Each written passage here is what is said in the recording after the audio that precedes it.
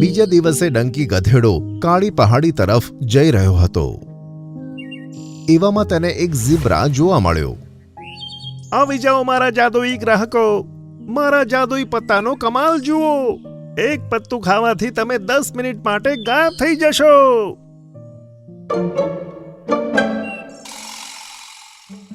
શું કીધું? એક પત્તું ખાતા 10 મિનિટ માટે ગાયબ? એટલે મને કોઈ જોઈ નહીં શકે? હા હા, કોઈ જોઈ નહીં શકે. એવું હોય તો એક પત્તું ખાઈને જો. સારું, હમણાં ખાઈને જોઉં છું. આમ કહી તેણે એક પત્તું ખાધું. એવામાં ત્યાં રહેલા બે સસલાઓએ બૂમ પાડી. અરે અરે, આ ગધેડો ક્યાં ગાયબ થઈ ગયો? હમણાં તો અહીંયા જ હતો. અરે, શું હું ખરેખર તમને દેખાઈ નથી રહ્યો?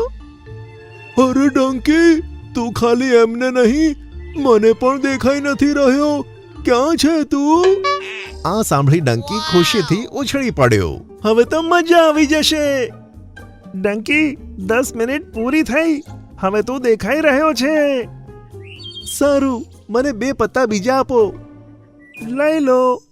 તમે પહેલા ગ્રાહક છો એટલે એકદમ મફત. તે 2 પત્તા લઈ ડંકી ત્યાંથી નીકળી પડ્યો.